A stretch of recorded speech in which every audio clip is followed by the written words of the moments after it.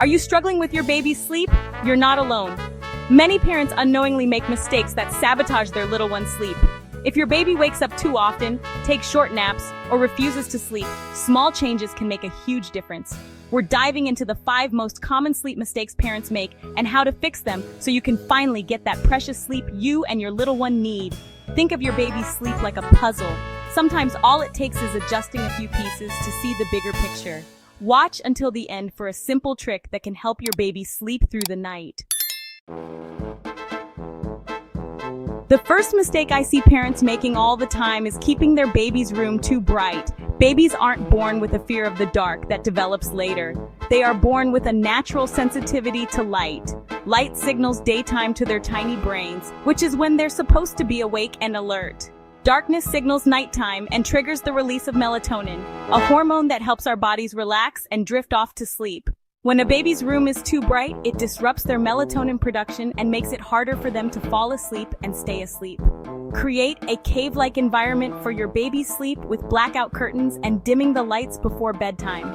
If your baby prefers a little bit of light, opt for a dim, warm-colored nightlight. Try it for a few nights and see the difference. Let's talk about the importance of a consistent bedtime routine. Babies thrive on predictability, and that includes knowing when it's time to sleep. Without a consistent bedtime routine, it throws their internal clock out of whack, making it harder for them to fall asleep and stay asleep. Establishing a predictable bedtime routine can work wonders for your baby's sleep. It doesn't have to be complicated. Simple is always best. Think of it as a series of calming cues that signal to your baby that it's time to wind down and prepare for sleep. Start with a warm bath, followed by a gentle massage.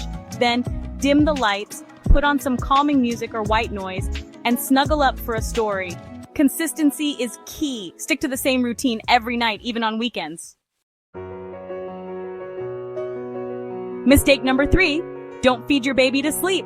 Feeding your baby right before bed seems like a surefire way to lull them into a milk-drunk slumber, right? The problem is, when babies get used to falling asleep while feeding, they start to associate feeding with sleep. When they wake up in the middle of the night, they cry out for that same comforting feeling of feeding, even if they're not actually hungry. This can lead to a cycle of frequent night wakings and short naps. The solution is to decouple feeding from sleep. Finish feeding your baby about 20 to 30 minutes before you put them down for a nap or bedtime. One effective strategy is the eat, play, sleep method. Start by feeding your baby, then engage them in some gentle playtime, and finally, put them down for sleep once they're showing tired signs. This one change can help your baby sleep longer stretches. Mistake number 4, teach your baby to self-soothe. Rocking or holding your baby until they're sound asleep can actually hinder their sleep in the long run. When babies get used to falling asleep in your arms, they become reliant on that external comfort to fall asleep.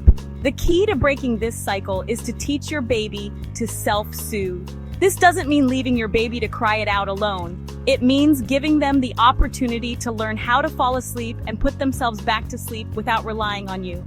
Start by putting your baby down for naps and bedtime when they're drowsy but still awake. You can stay with them, offer gentle pats or shushing sounds, but resist the urge to pick them up unless they're truly distressed. Teaching self-soothing is the key to longer, uninterrupted sleep. Mistake number 5. Naps are your friends, not your enemy. Skipping naps will not lead to a more tired baby who sleeps better at night. In reality, an overtired baby is much more likely to have trouble falling asleep and staying asleep. When babies get overtired, their bodies release stress hormones like cortisol and adrenaline, making it harder for them to relax and drift off to sleep. The solution is to embrace naps like the precious gifts they are. Make sure your baby is getting age-appropriate naps throughout the day. To prevent your baby from becoming overtired, pay attention to their sleep cues. These might include yawning, rubbing their eyes, fussiness, or becoming quiet and withdrawn. If you notice these signs, it's time for a nap, even if it means deviating from your usual schedule a bit. Well-rested babies actually sleep better at night. Sweet dreams! There you have it, 5 common sleep mistakes parents make and how to fix them. Remember, getting your baby to sleep well is a journey, not a race.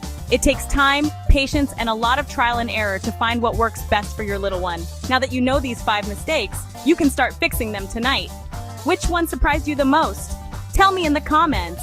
Don't forget to like, subscribe, and turn on notifications for more baby sleep tips every week. And remember, you've got this. Sweet dreams to you and your little one.